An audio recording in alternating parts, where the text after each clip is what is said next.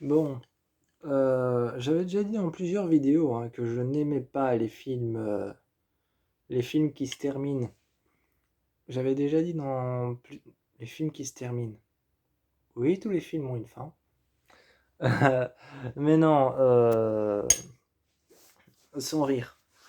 Sans rire, j'avais déjà dit dans une vidéo que je n'aimais pas les films qui se terminent avec un jump scare ou avec un gros truc qui t'éclate à la tronche.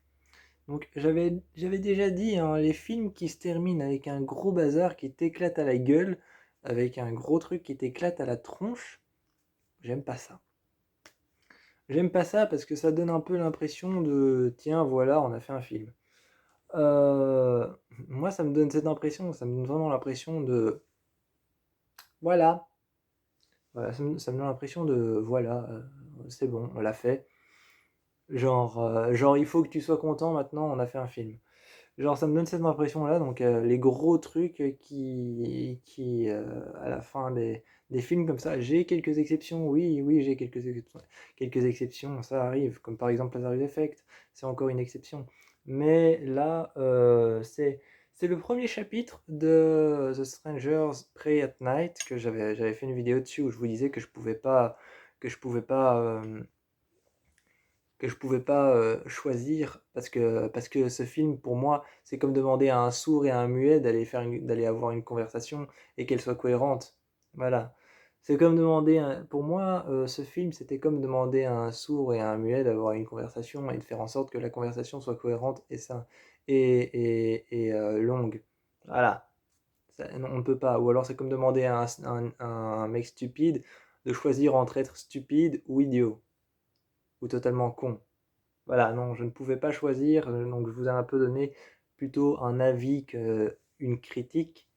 Je vous ai plutôt donné un avis qu'une critique, parce que pour moi, ce film, c'est comme demander à un sourd, comme j'ai dit, d'avoir une discussion avec un muet, ce qui est totalement con. Ou alors comme demander à un con de choisir entre être stupide ou débile. Donc je n'avais pas d'avis là-dessus, et sur le chapitre 1, le premier chapitre qui s'appelle The Strangers, eh bien, c'est dommage parce que je n'en ai pas non plus sur celui-là. Par contre, ce qui m'a impressionné, c'est que le premier chapitre a été réalisé par les producteurs de Le Cercle et The Grudge. J'ai pas vu du tout les producteurs de The Grudge ou Le Cercle dans ce film. J'ai pas vu leur petite patoune, j'ai pas vu leur petite patoune, leur petite touche. Je ne l'ai pas vu. Donc, d'ailleurs, il y a un nouveau par le même réalisateur, il y a un nouveau film qui va sortir inspiré du premier, qui s'appelle The Strangers chapitre 1, et qui re-raconte la même histoire en fait. J'avoue que comme il re-raconte la même histoire, je suis pas attiré par le fait d'aller le regarder au cinéma. Euh, Qu'est-ce que je pourrais dire sur ce film? Je l'ai trouvé trop léger. J'ai trouvé ce film trop léger, je l'ai trouvé trop peu. L'histoire, c'est un couple après un dîner. Après un dîner pour fêter leur fiançailles, pour fêter leur mariage, un couple s'installe dans une maison, un Airbnb. Donc ils s'installent dans un Airbnb, une maison à vendre, et ils y restent la nuit. Et la nuit, il y a ces personnes, ces étrangers, qui viennent chez eux et qui viennent les attaquer à la hache. Celui-là, je ne l'aime pas. Pourquoi? Parce il est pas assez nourri en fait. En fait, le film tourne autour de l'inquiétude qu'il y ait des gens qui viennent chez eux parce que la maison est au milieu de nulle part. Le film tourne autour de l'inquiétude vraiment que tu sois envahi. Le film tourne autour de l'inquiétude qu'il y ait quelqu'un. Le film tourne autour de cette maison qui est au milieu de nulle part. Le film est toujours en train de tourner autour du cliché de la maison au milieu de nulle part, et est toujours en train de tourner au milieu du cliché du serial killer et du tueur en série qu'on va filmer à moitié et jamais montrer son visage.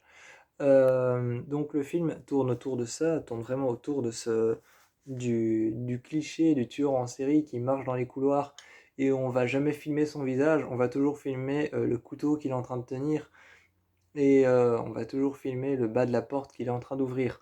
Euh, le film tourne vraiment autour de cette maison isolée.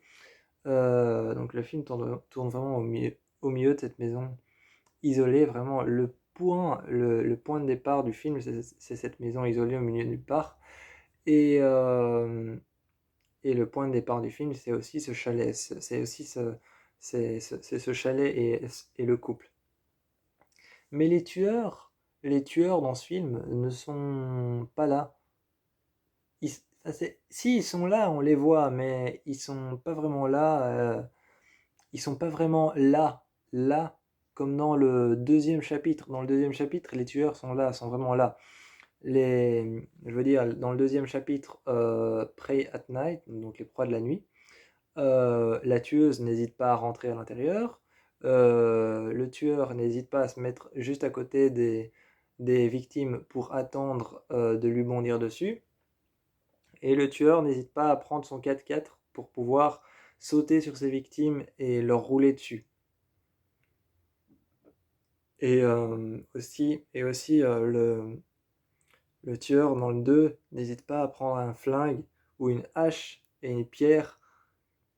Le tueur dans le 2 n'hésite pas à prendre une pierre pour casser la vitre et dire je vais rentrer. Là, on n'a pas cette impression. On a un jumpscare et un screamer. Et on a un passage où elle se met contre la porte. Il y a un passage où elle se met contre la porte assez flippant et où elle demande qu'est-ce que vous voulez, qui êtes-vous? Et juste après qu'elle ait dit qu'est-ce que vous voulez, qui êtes-vous? T'as la hache qui défonce la porte. Et elle se retourne un peu et elle regarde dans le trou que la hache a fait. Et il y a le visage de cette doll's face, donc de la tueuse avec le masque de poupée, qui apparaît.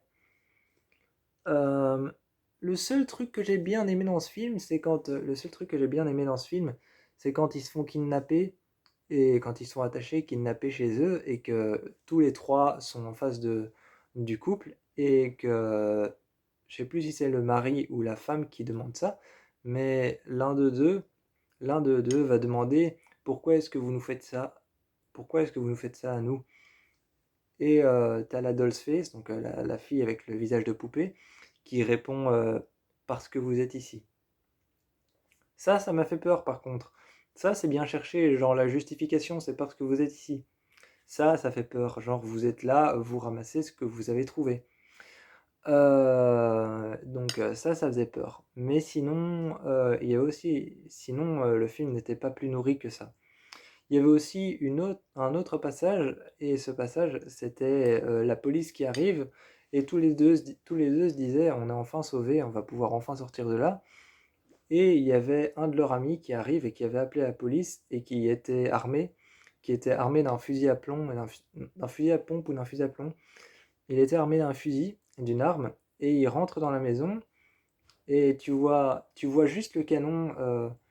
T'as le couple qui est à l'intérieur de la chambre et qui regarde la porte et tu vois juste le canon du fusil dépasser et donc tu sais pas si c'est le tueur, tu sais pas si c'est le tueur en série ou si c'est la police et tu vois le canon du fusil qui arrive et finalement t'entends un pas, tu vois la chaussure se poser sur le sol et le canon se tourner et tu vois que c'est leur ami.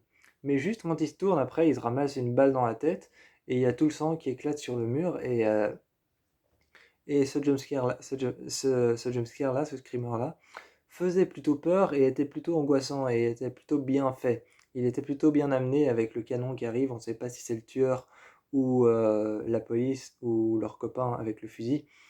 Et quand il se tourne et que lui se tourne vers ses amis qui sont dans le coin apeurés et qu'il essaye de les sauver, il se fait tirer dessus.